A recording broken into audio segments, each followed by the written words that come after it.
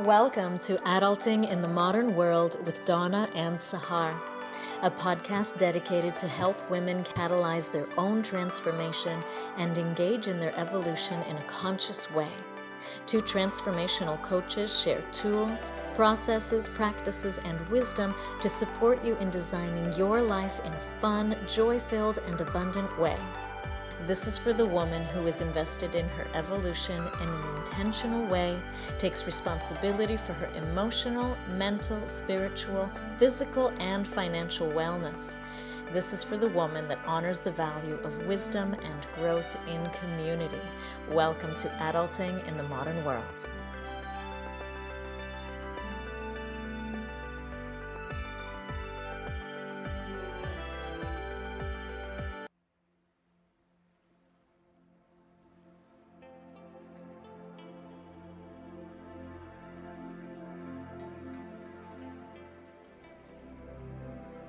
Let's begin by taking 3 deep breaths. We're going to take these 3 breaths together every time we meet on this podcast. Take a deep breath in and breathe to connect to the cosmos. Hold the breath and gently exhale. Take another deep breath in. Hold the breath, connecting now to your heart. And gently exhale. And take one more deep breath in. Hold the breath and connect to the earth. Gently exhale.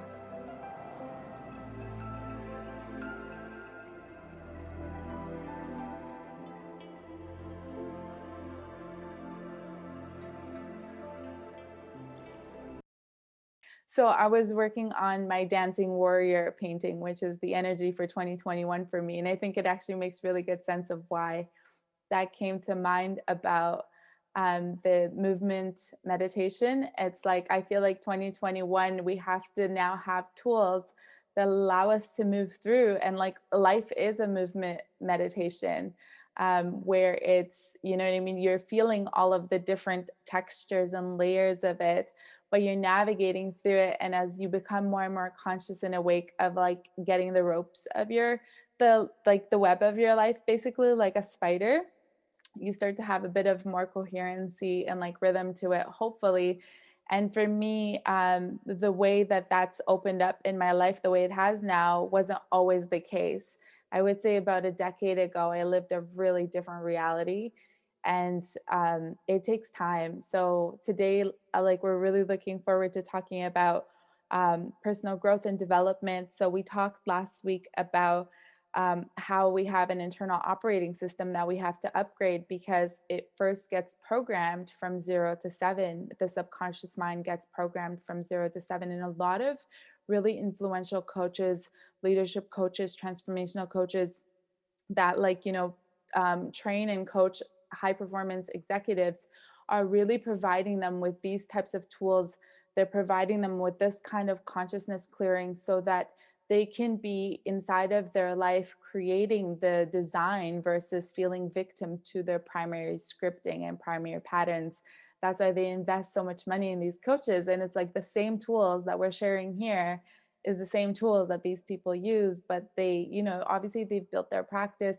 But what's so cool about the time that we live in right now is the internet.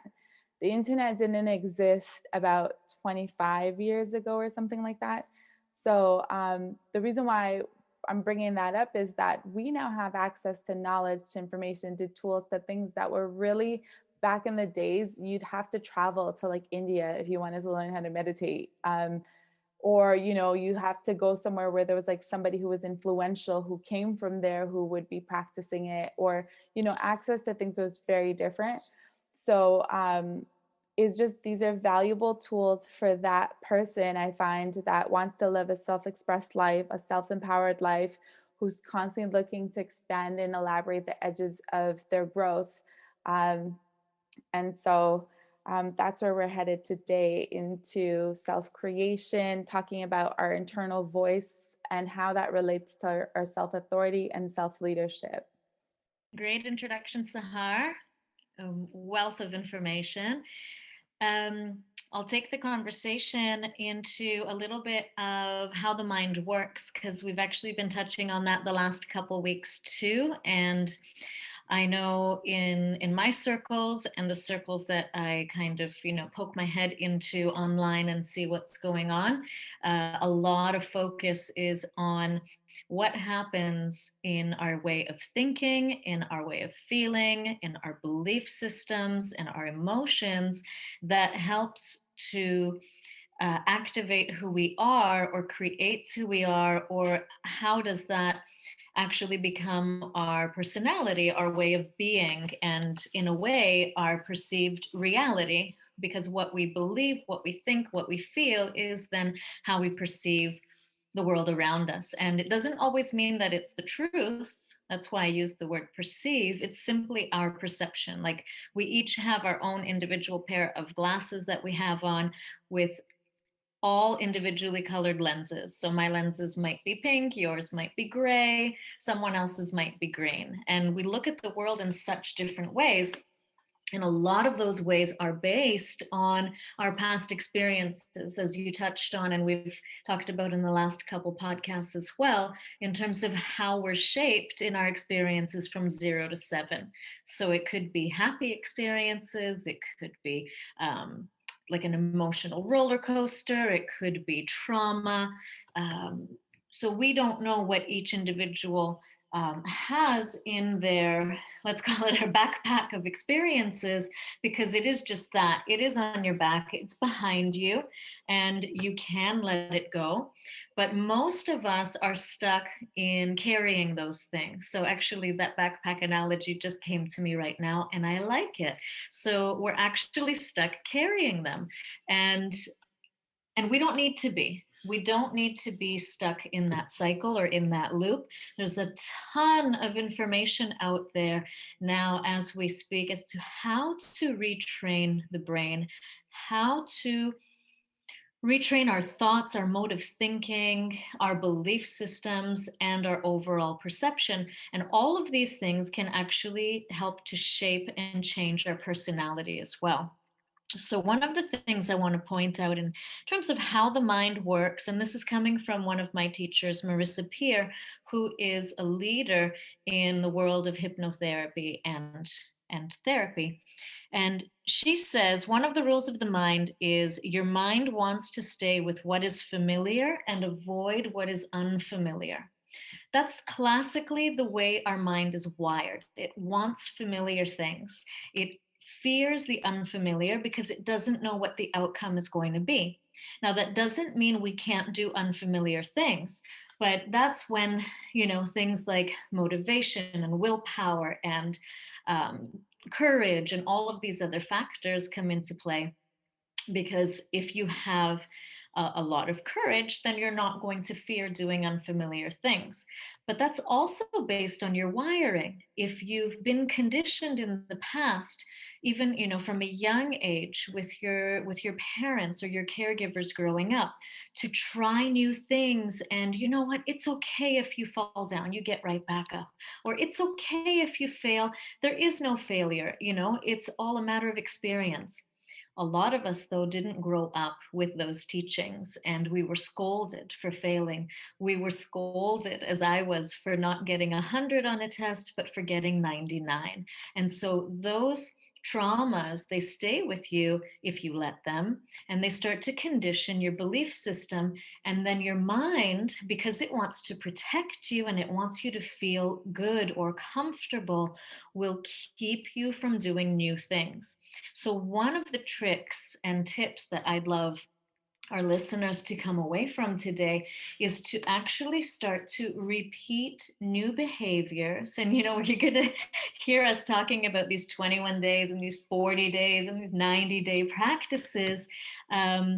Don't get tired of hearing us say that, because there is a lot of research behind that.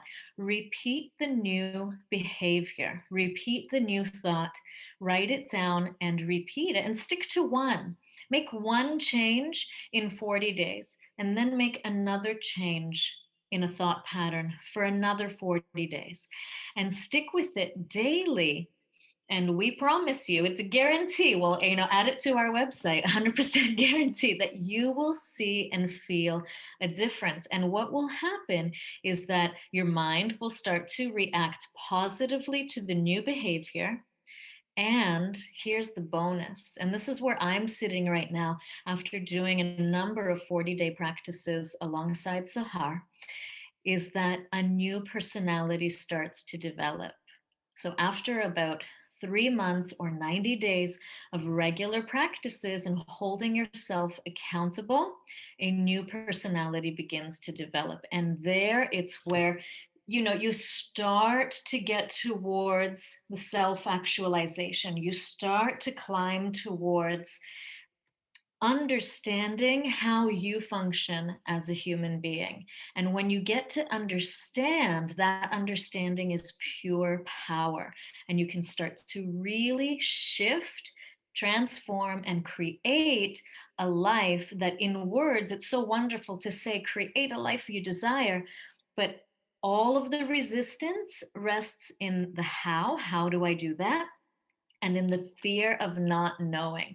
So rewind when you can and listen back to the little tip I gave you of how you can start to rewire the brain and create new neural pathways in a very simplified way. It's not easy. Your mind will resist, your fear center will resist, but it is simple.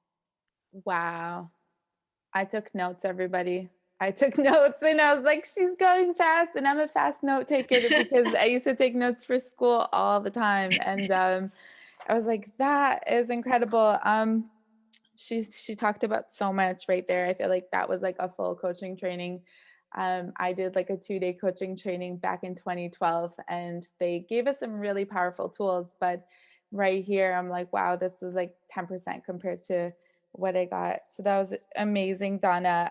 I just want to like, I guess, touch on some of those things because that's what I was thinking about. I've been thinking about these things myself. Donna's sharing these things because this is her edge of herself right now. Like we are always traveling at the edge of ourselves. And what we want to do is bring that knowledge from our own lives into here to share with all of you. And so that we can grow together and we can use these tools. As I said, like the internet is incredible. And I've never had access to this kind of wealth before in our history as human beings. So if we don't pause to say, wow, and take that in, as much as we can be in fighting mode about this and that, et cetera, et cetera, I hope that now, we can come from a one-mindedness and that piece of reconditioning that like a lot of people have been talking about this idea of self-awakening. And so self-actualization, Donna mentioned this concept of self-actualization, that's apparently our needs pyramid, and like that's where we're all desiring to go. Like once we have our different levels of needs met, so our physical needs, you attain physical safety, then you want emotional safety. And you can argue to say the hierarchy goes however it goes, but at the end of the day, I think we all have a deep desire as we become adults to ask for who am I and why am I here, and like what is my purpose? Because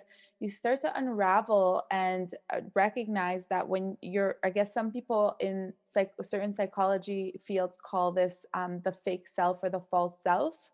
When you start to become aware that you are first programmed with a bunch of these scripts from about the ages of 0 to 7, the thing is our identity is imprinted in our stories. As we were saying, like our stories shape our sense of self. And so when you start to unravel those stories, you start to unravel your concept of self. And that can be terrifying.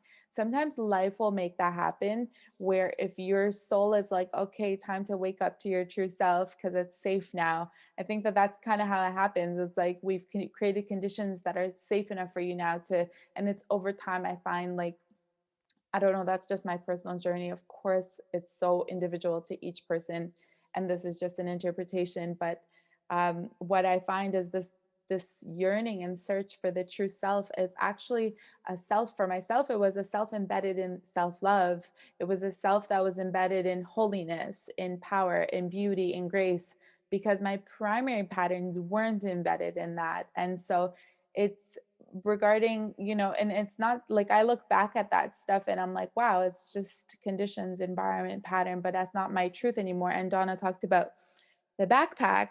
And it's like, it's so true because anytime you're wanting to engage in growth. So right now I'm actually in my week of 21 days with new patterns and habits regarding something in an area of my life. And I'm noticing that those habits are coming in and I'm actually growing and I'm hitting my targets that I set for myself. And I'm uncomfortable with that. I noticed like there's a part of me that actually craves and desires the unhealthy habits, even though I know they're not good for me. But it's just my conditioning. And so when you want to throw yourself out of that loop, you really need to, as Donna was saying, is recondition yourself with doing the new habits over and over and over and over again. Is just like training in a sport. Like you're going to train for the form, the different things, and you have to do it by conditioning yourself. So, and then another point that I really wanted to highlight that she talks about is this concept of having a self that is designed, like you design yourself as an adult. And so that's why we have the title of our podcast being adulting in a modern world, is we actually have the self in in this modern world. You have the ability to do things that like are so powerful. Like when you look back at 1800s, like the technology and things like that we have access to, we're living like kings and queens. We could look relatively to our reality now and be like, oh, blah blah blah, but it's all relative, isn't it? So like who are we really comparing ourselves to? But when you get to like the reality of living life, when you wake up to your soul self. Donna, can you talk to me a little bit about your soul self? Because like I would love to hear like what that is. Like let's talk a little bit and bring out who the soul self is in the context of like the adult. That's a really good question. It's a deep question, and it's one of those questions that could, occupy one from birth to death, because in various belief systems, we can learn about the true self or the soul in various ways. Here's what's coming to mind in this moment that you ask me is, I don't think it really plays a difference what economical background someone has, what financial background they have, what history they have in terms of where they've grown up or where they live right now, or even, in some degree, to some degree, what circumstances they're living in. I think now we're getting a little bit spiritual in this sense. I think if we are at peace with who we are, that is the true essence of the self. To simply be completely at peace and content. So whether there's chaos going around us, if we are peaceful within the self, we will begin to find ways, whether it's a need to react. Peace doesn't always mean just sitting idly by and letting things go. It can mean that I'm simply clear minded and I can react to a certain threat. I can react to making my environment better, and so on. Now, if we take it to a different level, to a person that is able, through financial means or simply, with the abundance that you speak of in most of the Western world, where we have a lot available at our fingertips, then someone might be more able to express their soul's needs and desires through other forms, be it art form, being creative, be it music, singing, dance, etc., and actually create, output what their soul is speaking to them through those means. For another, it might even be, graphic design, designing on computers, and so on. So that, that would be the end result, the peace with oneself and the ability to output what is speaking through one's spirit. But how would one get there? How would you or I or anybody get to that place? I think I think there's many techniques and many ways and many spiritual paths that can get us there. And one of the most basic would be to begin to listen, develop an inner hearing for our true inner voice. Because one of the topics that you mentioned prior to us recording was, the concept of the inner critic. And opposed to that, or, opposite to that, is our true inner voice. And so that voice, it's always there. It's there from birth. It's who you are. It's kind of like your fingerprint of who you are and how you want to be expressed in this world. And so much of the outside world, be it parents, teachers, and whoever else is influencing your life over time, starts to suppress that voice. Sometimes it's encouraged, for most of us, that's rare. But most of the times it's suppressed. And so at a certain age, we need to start, and I do believe that's really a part of the human spirit and the human need, to start to develop the ability to listen to that voice. So what does that mean? Who do I want to start being? And actually, it's more than a want. It's who do I need to be? Who must I be as an expression of this self, this body?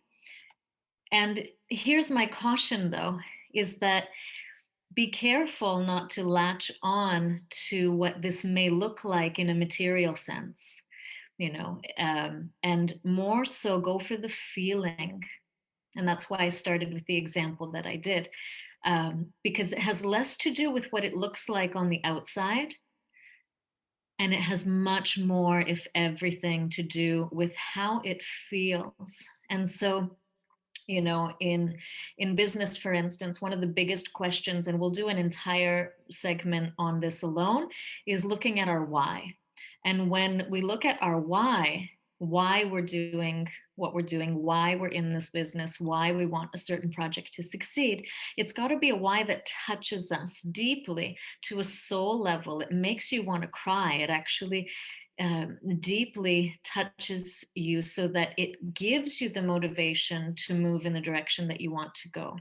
And so your soul's path, your soul's direction, and that inner voice is that deep place. And so I would suggest listening, learning to listen, learning which voice is the one. And then what is the feeling that I'm getting from within that voice? Or what's the feeling residing behind that voice? Where does it live?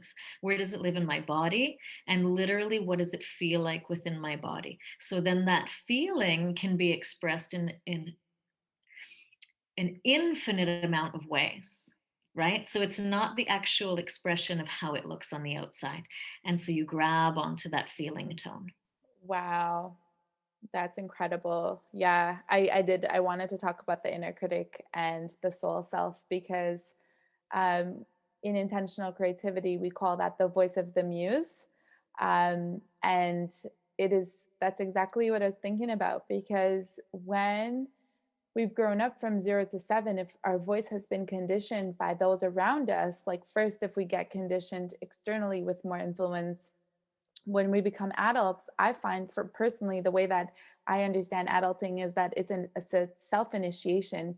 You could be 50, 60 and not necessarily have given soul birth to yourself, in the sense of really, giving, and it's really, soul birth is like that. Then it becomes a journey and a mission with that part, like with your soul self, really.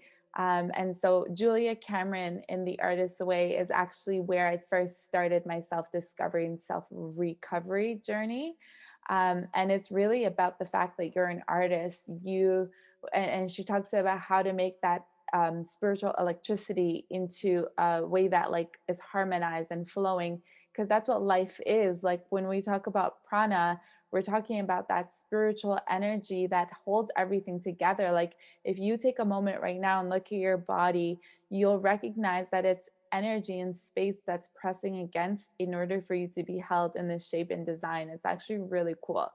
Um, and so and so that energy really, I think a lot of us, when we say we want to be self-expressed and soul expressed and bring our higher self into reality, and they said a lot of that was what 2020, that December 21st 2020 conjunction was all about, is we've shifted into this age of love and the age of Aquarius, and that to me symbolizes higher vibration. the voice of the muse, and like what is the internal voice? Is it operating from your inner critic, which is actually like a really negative voice, and it's creating motivation from a place of force versus a place of love. So the muse creates inspiration, so it pulls you forward. And I think there's a really beautiful quote by Rumi of like, be pulled by your vision.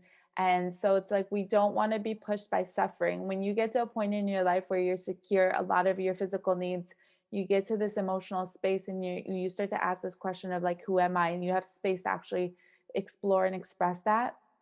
You get to the edge of this reality, from it's a shift from survival to thrival. And so you're like, oh my God, I've never been here before. How do I live on this side?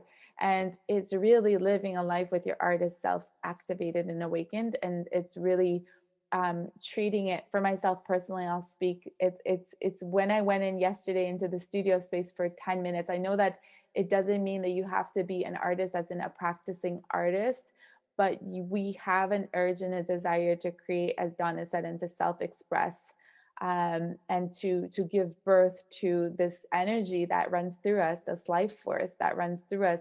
We create meaning. We're meaning making people. Like right now, I'm speaking, I'm using language, and you're listening to this through the field. It's wild. So we ask ourselves questions of who are we, because I think it's a biological response, Donna, because it's about caring for our culture and our community, and I mean that at its biggest, most expansive self when I say that, of culture and community, not like, like a specific ethnicity, etc.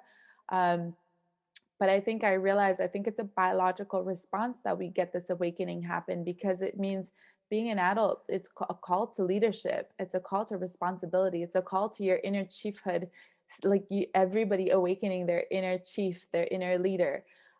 Because we have to be wise in our decision making. We have to know, we have to carry wisdom, we have to share wisdom in our communities. We have responsibility to support the growth of the next generation, whether that is, through community, or through your actual children, or through, but we're interconnected people. We're not islands to ourselves.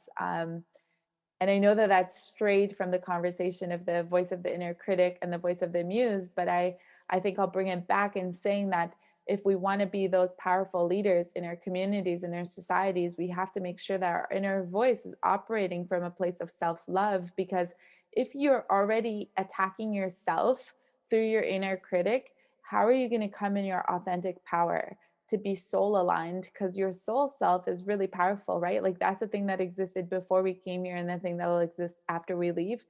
So when we connect to that higher self, like to me, that's where my power lives. And so if I'm not aligned with my power, that means I'm not aligned with that voice that's loving, that's discerning, that's wise, and that's a whole bunch of reconditioning that I've had to do. So when we explore our true self, it is actually a self of love, because the self is love. And it becomes such a spiritual journey, and you break down and you start to cry, and like the old moldings and things start to melt away, especially if they were rooted in you as not being love. A big responsibility of this falls, on community in general. And what do I mean by that? Is that not all of us are nurtured to a point where we understand what our voice is, and what healthy belief systems are, and healthy thought patterns are. Most of us are not nurtured in that way from birth. And so the onus does, fall back to the community in that sense. Could we be able to nurture and raise future generations with the ability to fully understand that, they have complete control over their mind and how it functions? That would be a nice thought, to think that, going forward, we could all live optimally and be at our peak from birth. I think it's possible. But because we're not there yet, I like to take the onus off of the individual for a moment, and say that it's not your fault that all of these things happened to you or for you. And at the same time, we all reach an age or a point in life, whether it's in our teens, 20s, 30s, 40s, or beyond, where I think most of us want to grab hold of the reins of our own life, our own mind, our own heart, our own thoughts, and say, okay, now how do I want to shape this for my well being? Because I learned A, B, and C, and it strayed me off of the path that I kind of believe that I need to be on. So then, how do I grab hold of the reins of my life? And when you get to that point, the interesting thing is, even though I put the onus on community, that's when you can say, okay, such and such happened to me. And instead of but, and now it's my turn. It's my time and it's my life to start creating and developing from scratch. And so it doesn't even become the responsibility of anyone else in your life at that point, and it becomes a good, a healthy responsibility for you to take ownership. And so yeah, it's like that wrestling, of in the cartoons with the little devil on the one shoulder and the angel on the other, in terms of your thoughts and how they might function. And those are, traumas, past beliefs, things that you learned, habits that you learned, and new beliefs that you'd like to have because you see other human beings exemplifying behaviors and mannerisms and creating things that you would like to do, and so you do know that it's possible. And so when you have that possibility presented before you, then really all you need to do to link the two is find that process in between. And that's where the really juicy bit is, because we don't want to get stuck on the old stories. It's interesting to go there and see it, but I promise you, you don't want to get stuck there in 10 or 30 years of talk therapy. You want to be able to let that go. And so that backpack analogy that I had is a really cool one, because you should be able to start unpacking that backpack and taking things off one at a time to a point where it feels quite light, if there at all, because we'll always have something from the past that is with us. But how heavy do we want that backpack? And I believe most of us want it quite light. So there are ways, and we talk about them in our work together here and in our programs. One of the concepts is the one that Sahar referred to and uses in terms of intentional creativity. And another way or method that I'm using currently is RTT, or rapid transformational therapy.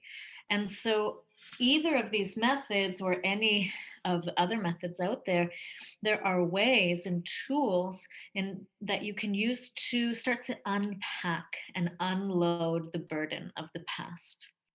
And it all starts with connecting back to your true self, right? And it's the true self that actually does the work. So all the work really is when they say coming home to yourself, um, the work is really coming home to yourself. And the moment you make that reconnection, and that's what coaches help do, that's what guides help do.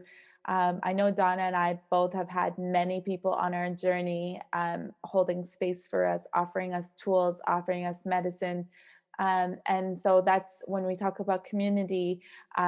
As much as it's so powerful what she said, and I really appreciate that, because a lot of things in this whole personal growth and development field and industry forgets to really highlight that piece first before going into take self-responsibility. Because yes, you can take self-responsibility, the ability to respond, but that doesn't mean that you can't be compassionate to the fact that you endured maybe certain experiences in life that were traumatic.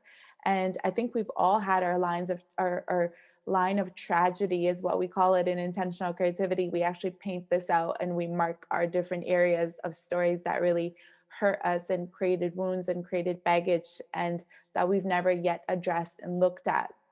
And the power of witnessing your own wounds in that way and then bringing it like intention. So in intentional creativity, it's really powerful how things move so fast. And that's why I find I'm personally sometimes in my rhythm of back and forth with it in terms of actually painting. But when Donna talks about like transformational methods that really help us to create real change, it's possible and it's true. And we don't just say that in those like hoaxy kind of ways. We say that from our own personal life experiences where we've noticed and we've done that change for ourselves. of, you know, releasing old stories about who we are. And it's a story, it's a practice that we continue to do. That's why we are creating and committing to 440-day practices for an annual process to really experience a deep reconditioning. I personally am a huge fan of reconditioning. I eat it for breakfast, lunch, and dinner. Like, it's the thing that I'm most passionate about. And it's weird. It's one of those things that I've heard from people who say when you find the thing that you're passionate about, you kind of become obsessed about it. And the reason for me of being so deep on looking for these tools and practices, because I wanted to learn how to live a life of love on planet Earth, not just suffering. I wanted to learn how to live a life of beauty, of grace, of ease, of abundance. And if I didn't have that in my current reality, what did I need to do in order to get there? And so it's like I said, it's been over a decade that I've been on this journey of self awakening, self recovery, self discovery. And now I know it's just a journey. It's not something that, you know, I'm going to get to a certain place and that's what it is. Like, the thing that brings me the most amount of health and wellness is living in alignment with my soul self. And how do we do that? And so we definitely will share so many tools and practices with you all. You can join us and come check out our website at pranalakshmi.com. And that's what we're going to share about. You know, we're actually creating a beautiful process. That's what we offer: processes, tools, and knowledge for your personal growth and transformation, for your journey of life and self expression. Because I feel like we're always going to be undergoing growth and transformation and change. And so these tools are those things that are solid and grounded in timelessness, in the sense that it's one of those things that is like going to the gym. You just go to the gym. You don't just think about it as a thought process. It's good to know the knowledge of why it's important, how it's used, and how it's relevant. But you also want to have a sense of the fact that it's a practice. It's a daily practice. So And it can be beautiful. You know what this is reminding me of, Sahar, is the Japanese art of kintsugi, if I'm saying it correctly, which is the mending of the pottery using gold. And so those cracked pieces, and I got this image as soon as you were speaking about your intentional creativity practice with the line of trauma. And that line, as soon as I saw that line, I thought, oh, we all have these cracks in our system. And isn't it interesting? And I mentioned this in our last podcast at some point. Isn't it interesting to be able to change the way we look at these traumas, change the memory that we have, and actually paint it in gold? So it can actually act as a blessing and as an addition to our life, as a jumping off point, instead of, always holding us back. when we take that energy out from those old stories, because energy can't be created or destroyed, so it can be transmuted. And that's the power of this concept. I love this concept of transmutation, and it really means transformation. So when we talk about transformation, we're really talking about changing the expression of your life force so that it could be resonating at the stories and in the feelings and emotions and desires and all of those things that you actually consciously want to choose as an adult. This was a juicy conversation, Sahar. This was wonderful. And we hope you enjoyed it as much as we did. You can always write comments and let us know what you thought. We will see you next week on our next episode.